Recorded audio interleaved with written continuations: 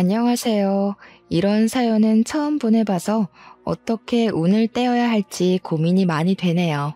우선 저는 내년이면 딱 30이 되는 올해 29 새내기 부부예요. 남편은 저보다 2살 연상이고요. 저희는 아직 결혼한 지 1년 조금 넘은 부부니까 신혼이라고 봐도 무방한 새내기 부부 맞겠죠? 우선 제가 이 사연을 보내게 된 가장 큰 이유는 딱 한 명만 꼽기는 힘들 것 같아요. 이렇게 우리의 결혼 생활이 단기간에 끝나게 될 줄은 몰랐거든요. 제 남편은 정말 너무 다정했었어요. 내가 늘 불안증이 있나 싶을 정도로 불안했던 과거의 연애들과는 달리 남편과 있으면 마음이 너무 안정이 되었어요. 하지만 그 다정에 속았던 게 아닌가 싶기도 해요. 왜냐고요? 바로 제 남편이 마마보이였거든요. 말로만 듣던 그 마마보이가 제 남편일 줄은 정말 꿈에도 몰랐습니다. 물론 이제는 전 남편이 된 사람이지만 그래도 남편이라고 칭하며 제 사연을 들려드리도록 할게요. 아마 제가 연애와 결혼이 이렇게 다르다는 걸 진작 알았더라면 결혼을 하지 않았을 거라 다짐했을 텐데 말이죠. 아무튼 제 이야기를 시작해 보도록 할게요. 제가 남편과 처음 만나게 된 거는 아마도 거의 대학교 4학년 졸업 직전쯤이었어요. 솔직하게 남편을 만나기 전까지는 연애에 크게 관심이 없는 편이었어요. 뇌리에 꽂힐 만한 사랑을 해본 적이 없었기 때문에 남자에게도 그다지 관심이 있는 편은 아니었죠. 그런데 어느 날 친구가 허겁지겁 달려와 제발 과 미팅에 좀 같이 나가달라고 부탁하는 거예요. 제가 조금 낯가리는 성격이기도 하고 연애를 꼭 해야만 하나 하는 타입이라 과 미팅이라는 거는 한 번도 나가본 적이 없었거든요. 야, 제발 한 번만 과 미팅에 같이 좀 나가주라. 응? 원래 같이 가기로 했던 친구가 사정이 생겨서 못 온다고 해서 그래. 나 엄청 낯가리는 거 알잖아. 싫어. 가서 어차피 말 한마디도 못 꺼낼 텐데 그럴 거면 왜 가, 내가. 아니야. 너 무언가를 꼭 하지 않아도 돼. 그냥 자리만 채워주라. 짝수가 안 맞아서 그래. 짝수가 안 맞으면 소개팅이 무슨 재미냐고. 다 무산되게 생겼어. 구제해주라. 제발. 이 차는 필수 참여 아니라면서 제발 부탁이라고 애원하는데 저렇게까지 사정을 하는데 내가 매정하게 구는 게 맞나 싶었어요. 그래서 결국 나가게 된 거였죠. 난생 처음 겪는 분위기에 눈알만 굴리고 있는데 제 시선을 가로챈 남자가 있었어요. 안녕하세요. 이름은 강현준이고요. 올해 25살입니다. 군대에 다녀오느라 복학을 하게 됐어요. 여기에서 제가 나이가 제일 많으려나요? 괜히 머쓱하네요. 잘 부탁드리도록 하겠습니다. 목소리까지 제 심장을 저격하고 말았던 거예요. 바닥만 보면서 떨리는 목소리로 운을 떼자 친구가 떨지 말라며 손을 잡아주더라고요. 소개하는 내내 그 남자의 시선이 느껴져서 더 떨렸던 것 같아요. 차마 눈을 볼 수가 없더라고요. 그렇게 신나게 놀다가 친구의 2차 강요는 없다는 말에 귀가하려는데 그 남자가 다가와서 연락처를 물어보더라고요. 그렇게 저희의 첫 만남이 시작됐던 거예요. 저희는 결혼만큼이나 연애도 빨랐어요.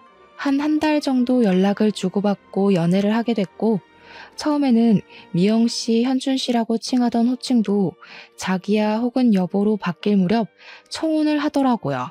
연애하는 내내 너무 다정한 모습만 보여주던 남편이었기 때문에 결혼하고 나서 얼마나 더 잘해줄지 그 당시에는 기대만 잔뜩 품었던 것 같아요.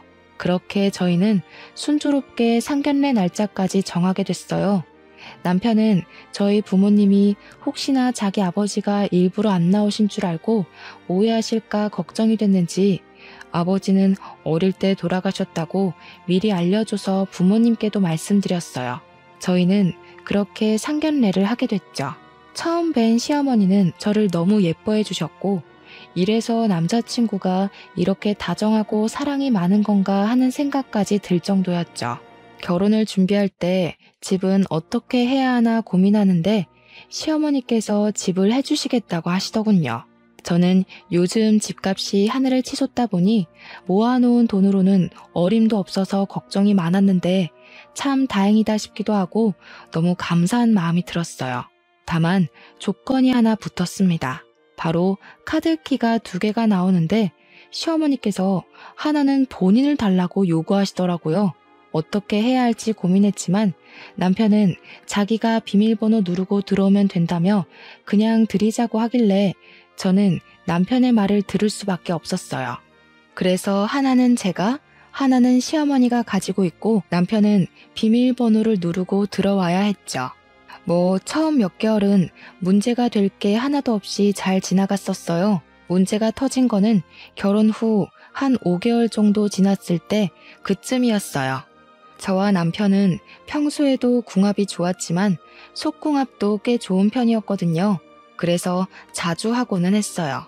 그러다 보니 저는 외출을 하는 것보다 남편과 보내는 시간을 더 좋아했고 남편 또한 저와 단둘이 보내는 시간들을 너무 좋아했는데 한 달 정도 전부터 친구들과 약속을 잡았던 그날 사건이 터지고 만 거예요. 진짜 나가기 싫다. 여보랑만 있고 싶은데. 그런데 한 달 전부터 잡은 약속이라 오늘은 진짜 어쩔 수 없으니까 자기가 나 하루만 봐주라. 응? 나 진짜 금방 올게. 조금만 기다리고 있어. 걱정하지 마. 나 어디 안 가고 집에서 딱 기다리고 있을게. 너무 보고 싶을 것 같아 벌써부터. 도착하면 연락하고 집에 오기 전에 꼭 연락해야 돼.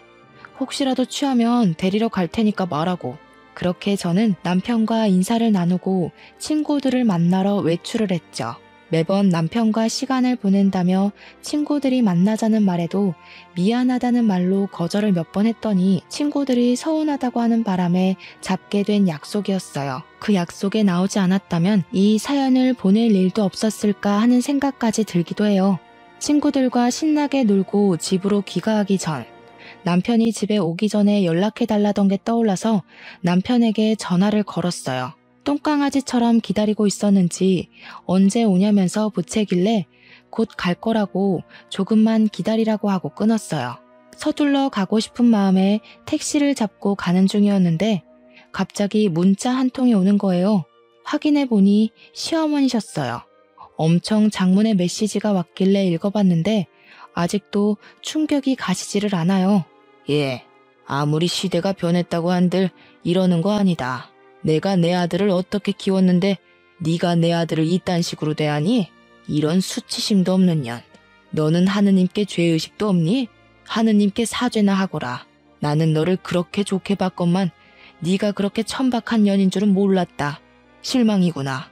저는 메시지를 읽고 머리가 띵했어요. 방금까지 남편에게 귀가한다는 연락까지 하고 기분 좋게 집에 가는 도중에 받은 문자 메시지는 너무 충격적이라 이게 무슨 일인가 싶었죠. 여태껏 남편과 사는 동안 시어머니의 이런 모습은 본 적도 없었어요. 당황스러워서 기사님께 조금만 서둘러서 가달라고 집에 급한 일이 생겼다며 부탁을 드리니 알았다며 속도를 내주시더군요. 얼른 집에 들어가 보니 남편은 옷 하나 걸치지 않은 상태로 울고 있었어요. 무슨 일이냐며 물어보니 남편이 그러더군요. 그게 내가 자기가 곧 귀가한다고 하길래 내가 오늘 너무 이벤트를 해주고 싶어서 자기 놀라게 해주려고 했는데 하필 그때 엄마가 들어오셔가지고 내 모습 보고 가신 것 같아. 우리 엄마 화 많이 난 것 같은데 어떻게 하지 자기야? 아, 나 이런 적 처음이라 어떻게 해야 할지 모르겠어. 그러면서 눈물을 그칠 줄을 모르더라고요. 남편에게 들은 사연은 정말 웃음도 안 나오더라고요. 사연은 이랬습니다. 남편이 저를 위해 이벤트를 준비해주고 싶어서 에이프런 앞치마만 걸친 채 저를 기다리던 중이었는데 갑자기 문이 열리는 소리가 들렸고 남편은 제가 들어오는 줄 알고 그 차림으로 오셨습니까 사모님 하며 달려 나왔다는 거 아니겠어요? 남편은 시어머니랑 눈이 마주쳐서 깜짝 놀라서 방으로 들어갔다가 나왔는데 남편의 차림새를 본 시어머니께서 반찬을 가져다 주려고 오셨다가 화가 잔뜩 나서 반찬만 두고 돌아가셨다는 거였어요. 너무 당황스러웠지만 남편을 달래는 게 급선무 같아 남편을 달래준 후 시어머니에게 전화를 걸어봤어요. 제 입장에서 그런 상욕을 들은 게 당황스러웠지만 시어머니께서도 그런 아들의 모습을 보는 게 많이 당황스러우셨을 거라 어떻게든 이해해 보기로 하고 자초지종 설명을 하고 오해를 풀고 싶어 전화를 걸었어요. 그런데 시어머니께서는 단단히 화가 나셨는지 제 전화를 받지 않으시더라고요. 아마 이때부터였던 것 같아요. 시어머니가 저를 미워하기 시작하셨던 게, 제 연락을 전혀 받지 않으시다 보니 남편은 본인이 어떻게든 시어머니 기분을 풀어보겠다며 매일 시어머니 댁으로 퇴근을 했어요. 그렇게 시어머니 댁에 가면 집에는 거의 들어오지 못하고 바로 출근하는 날이 허다했죠. 그래도 보통 신혼집에는 들어오지 않나요? 이해도 안 가고 서운한 마음도 들었지만 시어머니가 저희 엄마라고 생각해도 나는 남편처럼 행동했겠지, 아마 그랬을 거야 하면서 이해해 보려고 노력했어요. 자기 엄마인데 어쩌겠나 싶은 마음으로요. 그런데 몇 달을 그렇게 해도 참았는데 그 강도는 심해지면 심해졌지 줄어들 틈이 보이지를 않았어요. 결국 사건이 하나 터지게 된 거예요. 어떤 영문인지는 몰라도 남편이 휴가를 열흘 정도 얻게 되었다고 하더라고요. 최근 남편이 회사 일 때문에 바쁘기도 했고 시어머니 기분을 풀어드리겠답시고 집에도 잘 들어오지 않아 오래간만에 둘만의 시간을 보내야겠다는 생각이 들었죠. 그래서 태어나서 해외여행을 한 번도 가본 적 없었던 저는 이 기회에 해외여행을 가보자고 남편에게 이야기를 꺼내게 됐어요. 저는 당연히 남편도 좋아할 줄 알았는데 제 착각이었더라고요. 자기야, 우리 요즘 너무 같이 시간을 보내지도 못했고 여행 안 가본 지도 꽤 됐잖아. 당신 휴가 동안 해외여행 다녀오는 거 어때? 늘 국내만 다녀봤지 해외는 한 번도 가본 적 없잖아. 나 태어나서 한 번도 못 가봐서 너무 가보고 싶어. 자기야, 미안한데 엄마가 이번 휴가에 일주일 정도는 엄마랑 같이 있어달라고 하시네. 엄마가 기분이 아직 안 풀리셔서 엄마가 하자는 대로 해야 할 것 같아. 우리 여행은 2, 3일 정도만 다녀오는 걸로 하자. 자기가 가자는 곳으로 갈게. 자기가 가고 싶은 곳으로 가자. 순간 머리를 한 대 맞은 기분이었어요. 지금 내가 잘못 들은 건가 싶었죠. 물론 시어머니 기분이 상하셨다는 것은 알지만 몇 달을 집에 들어오지도 않고 시어머니 곁만 지켜도 다 이해해 주려고 노력했는데 슬슬 한계가 오는 기분이었어요. 날이 가면 갈수록 이게 내 남편인 건지 시어머니 남편인 건지 헷갈릴 정도였죠.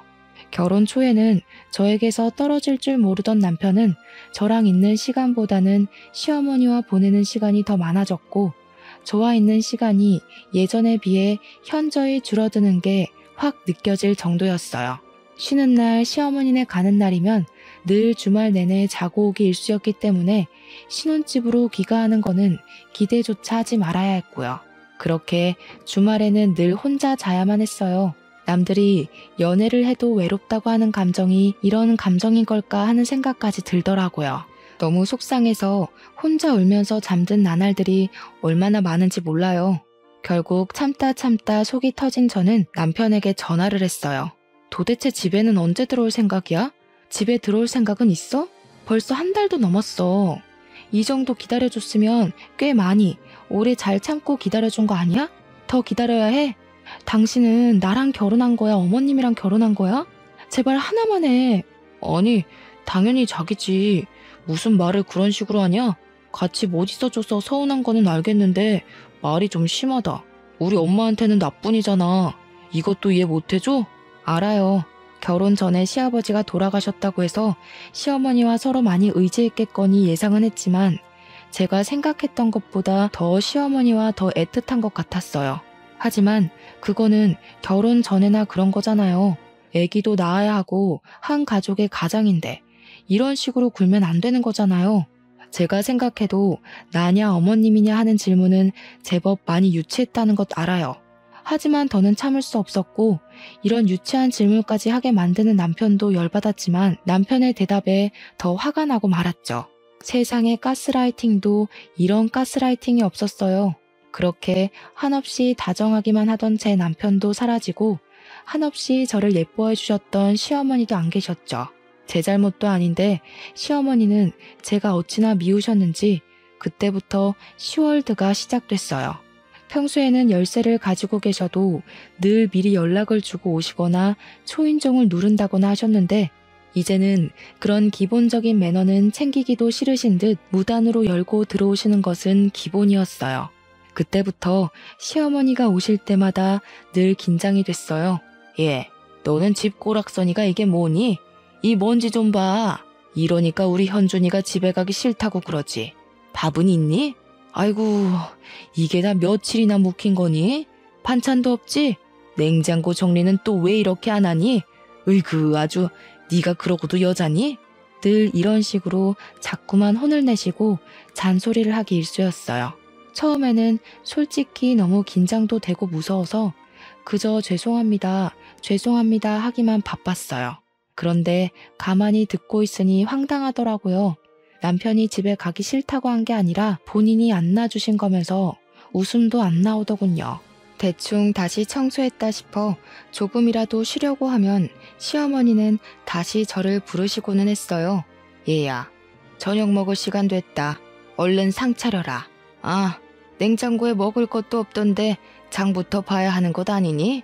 너 또 게을러서 아직도 장 안 봤지? 얼른 다녀와라. 안 그래도 남편한테 부탁해뒀어요. 마트에 들러서 오는 길에 좀 사달라고요. 곧 올 거라 남편 오면 금방 준비해 드릴게요. 뭐? 정신 나갔니? 이게 어디 일 다녀와서 피곤한 남편한테 일을 시켜? 빨리 안 다녀와? 너 늘 그렇게 네 남편 시켰니? 그러면서 화를 내시는 게 아니겠어요? 너무 어이가 없었어요. 제가 뭐 집에서 놀기만 하는 것도 아니고 저도 직장인인데 말이에요. 하필 오늘이 휴무라서 집에 있던 건데 시어머니 눈에는 제가 노는 걸로만 보이셨나 봐요. 그날 남편이 귀가해서도 시어머니께서는 남편한테도 한마디를 하시더군요. 이놈의 자식아, 너는 내가 그렇게 가르쳤니? 어디 사내 새끼가 장을 봐오란다고 장을 봐와? 어?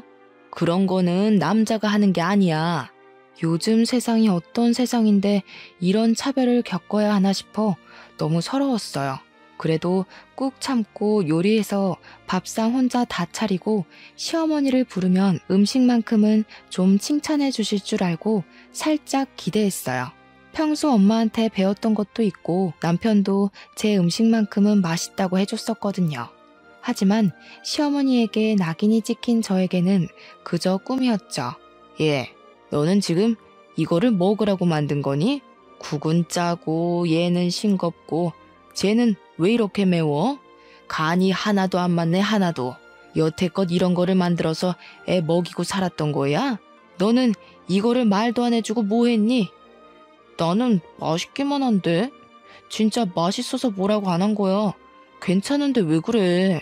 자기야, 너무 신경 쓰지 마. 나는 진짜 맛있어. 거짓말했던 거 아니야. 얼씨구 꼴값을 떤다. 내가 너를 그렇게 키웠어? 이게 뭐가 맛있다는 거야 도대체? 맛없다고 하면 네 마누라가 난리라도 부리니? 어? 아니면 네 혀가 어떻게 된 거 아니야? 정말이지 서럽다는 말로는 표현이 다 되지가 않을 정도였어요. 이렇게까지 요리 실력으로 비난을 받아본 적은 없어서 어떻게 해야 할지 모르겠더라고요.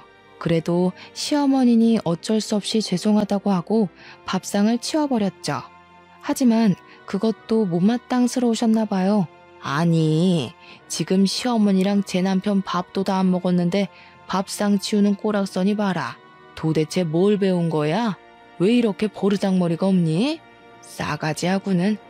어떻게 너는 만나도 이런 계집애를 만나니? 엄마, 제발 그만 좀 해. 맛있기만 한데 왜 자꾸 투집이야?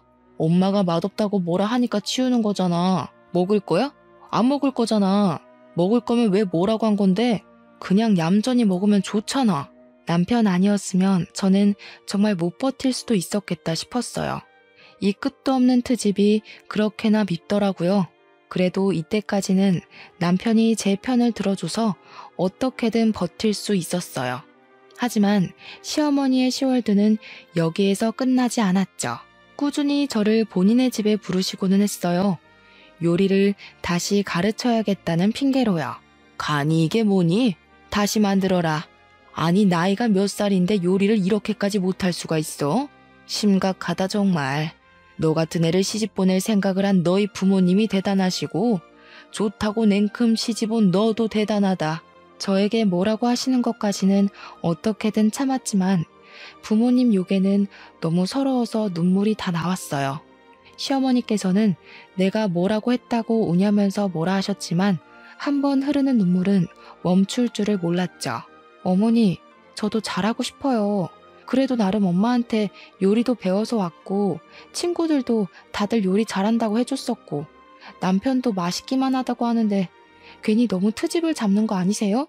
그렇게 펑펑 울자 시어머니는 당황해서는 아무 말도 못 하시더라고요.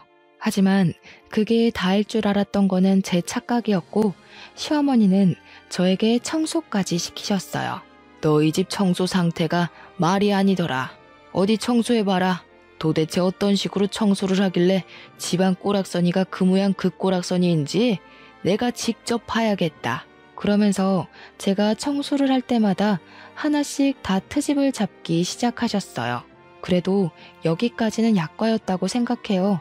그나마 집에 돌아오면 남편이 고생했다며 어깨도 주물러주고 위로해줘서 많이 버틸 수 있었거든요.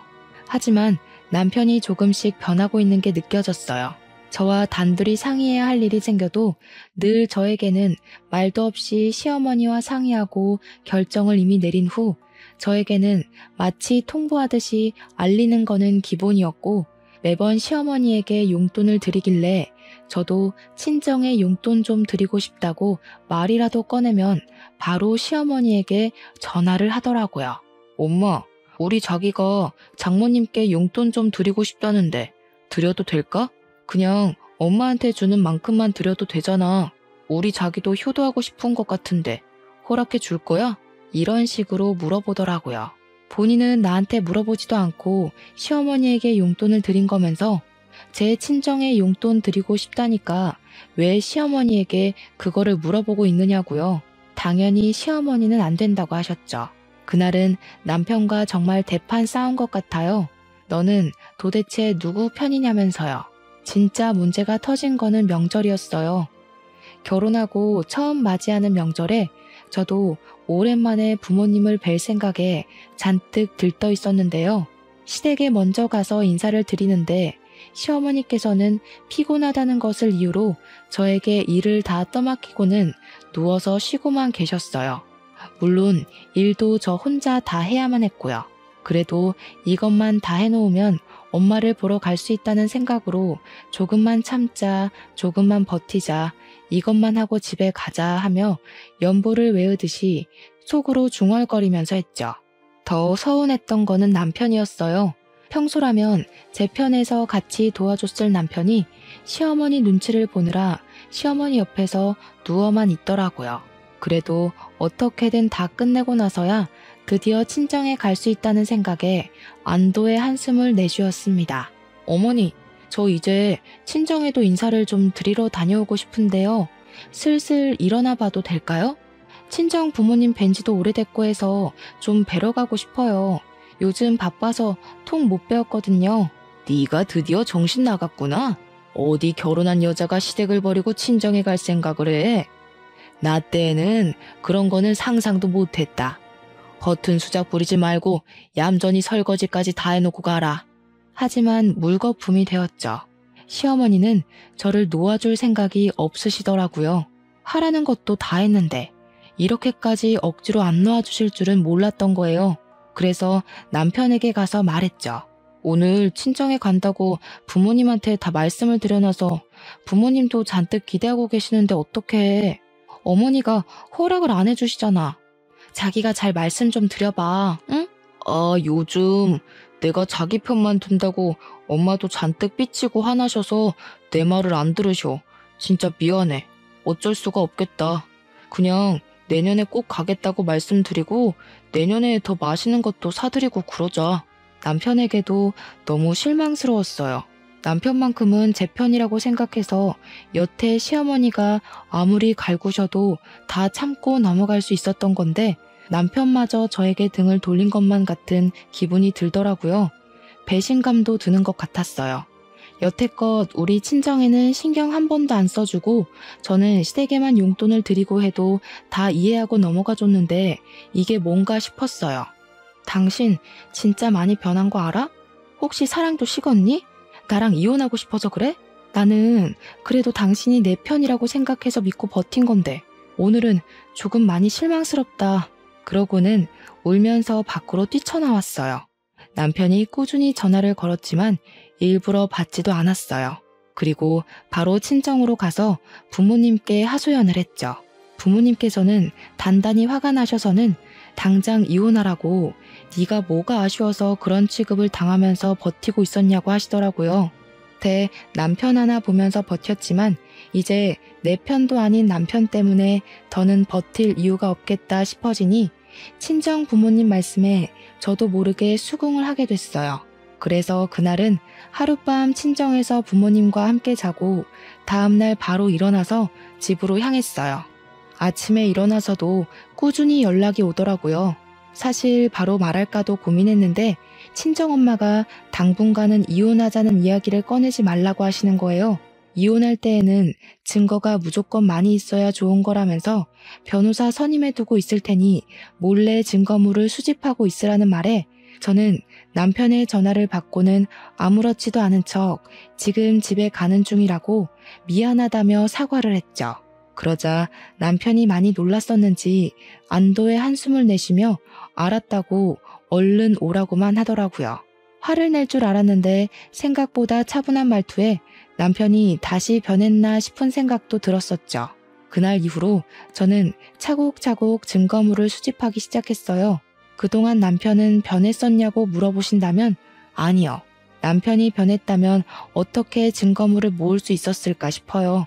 그동안 남편과 나눴던 대화, 시어머니와 나눴던 대화들 녹취는 물론 문자 같은 게 오면 전부 캡처해두고 증거물로 차곡차곡 모으고 있었어요. 사람 참 쉽게 안 변하더라고요. 그동안 모아뒀던 증거물들을 친정 부모님께 보여드리니까 바로 부모님이 선임해 두셨던 변호사에게 연락해 물어보신 것 같았어요. 이 정도면 충분할 것 같다는 말이 떨어지던 날 더 지체할 것도 없다는 생각이 들어 남편에게 바로 이혼하자고 말해야겠다 다짐했어요. 그날 저녁에는 또 시어머니네 갈 것 같던 남편이 웬일인지 바로 집에 들어왔더라고요. 지금이 아니면 기회가 없겠다 싶어 남편에게 이야기 좀 하자며 자리에 앉혔습니다. 우리 이혼하자. 나 고민 많이 해보고 이야기하는 거야. 절대 쉽게 꺼내는 말 아니야. 그리고 미리 말하지만 나는 갑자기도 아니야. 정말 많이 참았고 정말 오래 기다렸고 너무 많이 지쳤어. 그게 무슨 소리야. 너무 갑작스럽잖아. 내가 요즘 집에 못 들어와서 그래? 하지만 그거는 당신도 알잖아. 엄마 기분이 너무 안 좋아서 어쩔 수 없었다는 거. 내가 앞으로 잘할게. 엄마한테 더는 부르지 말라고 이야기해줄게. 제발 다시 생각해봐. 응? 아니, 그렇게 말하지 마. 나 이미 당신이랑 이혼하겠다고 마음 굳게 먹었고 가볍게 물을 생각으로 꺼낸 말 아니거든? 나는 곧 죽어도 당신 같은 마마보이랑은 못 살겠어. 당신이 이렇게까지 마마보이인 줄 알았으면 나는 당신이랑 결혼 안 했을 거야. 남편이 시어머니만 감싸고 도는 탓에 저에게 사랑이 식은 것만 같던 남편은 제가 이혼하자는 말에 그저 울면서 붙잡았습니다. 하지만 지칠 만큼 지쳤고 질릴 만큼 질린 저는 그의 말에도 전혀 흔들리지가 않았어요. 말을 꺼내기 전까지만 해도 이 사람이 붙잡으면 어쩌지? 붙잡으면 흔들릴 것 같은데 그러면 그때는 어떻게 해야 하는 거지 하는 고민들을 하고는 했었는데 쓸모없는 고민이었더라고요. 그리고 바로 짐을 싸고 친정으로 돌아갔죠. 돌아가니 변호사가 와서 부모님과 대화 중이더라고요. 저 결과 좋을 수 있겠죠? 진짜 이 사람이랑 더는 못 살겠어요. 완전 사기 결혼 수준이잖아요. 꼭 이 사람 후회하게 만들고 싶어요. 걱정하지 마세요. 증거물들 보니 아주 꼼꼼하게 잘 모으셨더라고요. 그 정도면 무조건 승산이 있습니다. 뼈저리게 후회하게 될 거예요. 고생 많으셨어요, 그동안. 제가 굳은 의지를 보이며 꼭 후회하게 만들고 싶다고 하니 변호사는 걱정하지 말라며 저를 다독여 주셨어요. 참 좋은 분을 만난 것 같아 다행이라는 생각이 들더군요. 그렇게 그날 저녁에는 변호사와 긴밀한 대화를 나누다가 변호사가 가시고 나서야 편히 쉬었던 것 같아요. 남편에게도 꾸준히 연락이 와서는 제발 다시 생각해보라고 했지만 더는 생각할 가치도 없고 생각하고 싶지도 않더라고요. 며칠 후 변호사에게 연락이 왔는데 다행스럽게도 기쁜 소식이었어요.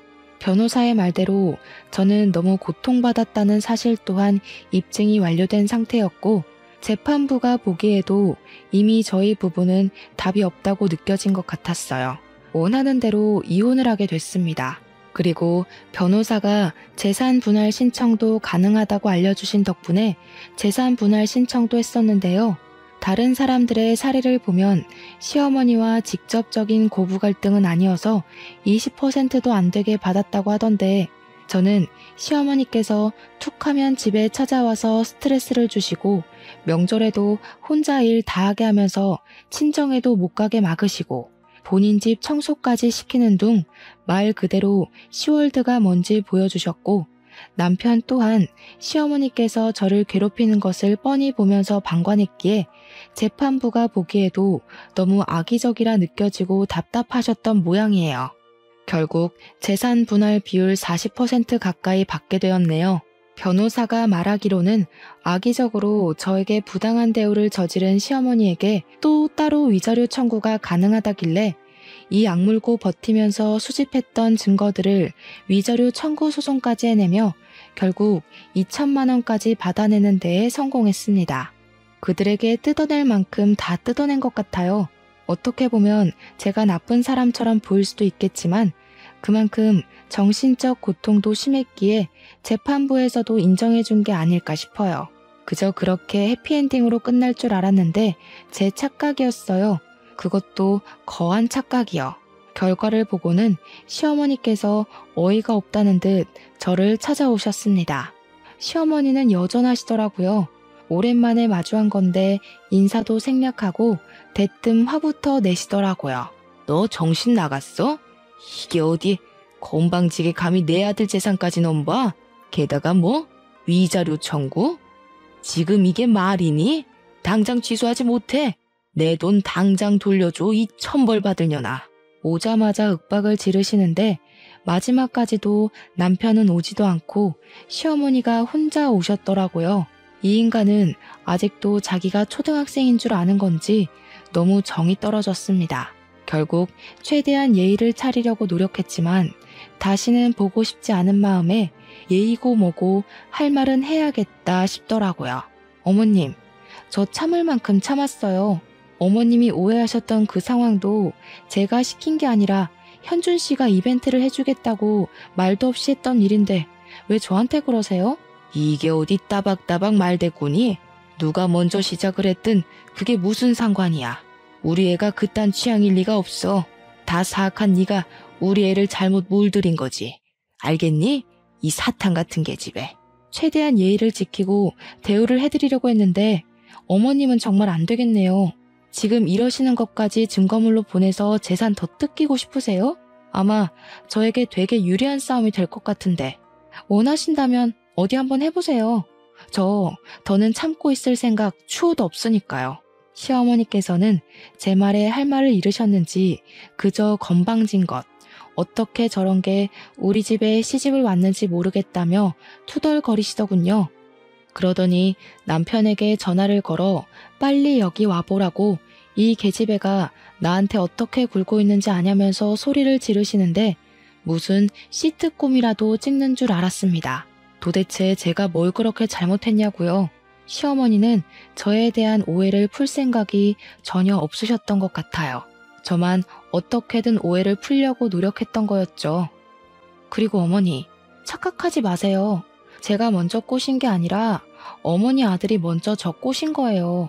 자꾸 제가 아무것도 모르는 순수한 아들을 꼬신 꽃뱀 같은 걸로 오해하시는 것 같아서요.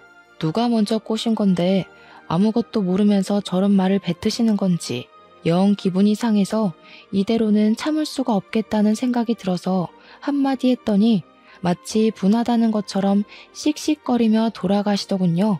시어머니가 집으로 돌아가시고 남편에게 문자를 한 통 남겼습니다. 당신은 어떻게 헤어지는 그 마당에도 이렇게 생각이 없니? 직접 와서 할 말을 하든가. 어머니를 혼자 보내는 게 말이 돼? 참 한심하다. 정신연령 어린 티 내지 말고 우리 다시는 보지 말자. 그렇게 보내고 한 10분 정도 지났을까요? 시어머니에게 버르장머리 없는 게 정신 나갔냐느니 쌍욕이 날아오더군요. 너는 내가 아까는 봐주고 왔더니 그새 또 우리 아들한테 이딴 메시지를 남겨? 우리 애가 보낸 게 아니라 내가 너한테 따지려고 간 거다 이년아. 또 이딴 메시지 보내기만 해봐 아주.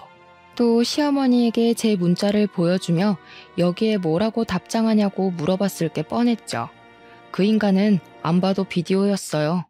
참 달라질 게 없는 인간들이다 싶어 더는 상종하고 싶지 않아서 차단했습니다. 결혼하기 전에는 이런 결말을 전혀 예상하지 못했었어요. 결혼 후 그이가 마마보이라는 사실을 알게 되었을 때에도 꾸준히 제 편을 들어줬다면 아마 저는 이 지겨운 결혼 생활도 끝까지 버틸 수 있다며 악착같이 붙어 있었을 것만 같네요. 하지만 다행인 건지 몰라도 결국 이렇게 이혼을 하게 되었습니다. 꽤 많이 상처만 남은 결혼 생활이었지만 연애할 때에는 그래도 남편이 참 많이 다정했었거든요. 시어머니 또한 연애 초반에는 저에게 너무 잘해주셨고요. 그저 본인 어머니에게 잘하는 편이라고 생각해서 우리 친정에도 잘해줄까 하고 기대했지만 그저 제 착각이었구나 싶네요. 이렇게 뒤늦게나마 이들의 본 모습을 알게 되어 다행이라는 생각 중이에요. 요즘 저는 이혼을 하면서 받아낸 돈으로 가게를 하나 차리게 됐어요. 뭐 큰 가게는 아니고 소소하게 동네에 카페를 차려서 운영 중이랍니다. 취미로 베이커리도 배워서 직접 쿠키나 빵 같은 것도 같이 판매하니 생각보다 장사가 잘 되더라고요. 덕분에 동네 친구들도 많이 생긴 것 같아요. 사실 어릴 때 책을 하나 읽었는데 꿈은 돈으로도 살 수 없다고 하는 걸 보며 커피를 좋아하는 저는 카페를 차리고 싶다는 꿈을 가졌어요. 하지만 결혼을 하게 되면서 그 꿈을 접었죠. 그런데 이렇게 이혼하면서 받아낸 돈으로 꿈을 이루게 될 줄은 저도 몰랐지 뭐예요. 아, 중간에 전 남편에게 연락이 온 적도 있기는 했어요. 제발 다시 만나주면 안 되냐. 나는 너 없이 안 된다. 이제 엄마에게 의지 안 하겠다 애걸복걸을 하는데 그저 웃기더라고요. 전 남편이 안 그러겠다고 한다고 그게 고쳐질까 싶어요. 시어머니가 가만히 안 두고 둘둘 볶을 텐데 어느 누가 이 남자랑 결혼하려고 할까요? 아마 이 남자는 2번 다시는 재우는 힘들 거라고 생각해요. 저희 부모님이 여기저기 동네에 소문을 다 내고 다니셨더라고요. 전 남편이 마마보이라 제가 엄청 고생했다면서요. 혹시라도 누군가가 만나겠다고 하면 격하게 말리라고 하셨다더라고요. 그 말을 듣고는 엄청 웃었던 것 같아요. 연락만 하면 다행인데 하루는 카페까지 찾아왔던 적도 있었어요. 왜 이렇게 연락이 힘들어? 제발 나 한 번만 봐주라. 응? 내가 진짜 잘할게. 당신이 원한다면 나 그냥 호적에서도 팔게. 엄마랑 연락 안 할게. 제발 용서해줘. 마마보이가 엄마를 포기하겠다는 말이 어쩌다 나오게 된 건지 참 의문이더라고요. 오래 살고 볼 일이었죠. 하지만 제가 그렇게 멍청할 리가 있나요?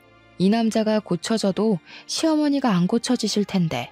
제발 그냥 돌아가 주라. 나 더는 당신 보고 싶지 않아. 여기 내 카페인 거 알지? 사람들이 다 쳐다봐. 이 동네에서 당신 인식 얼마나 더러운 줄 알아? 그냥 돌아가는 게 좋을걸?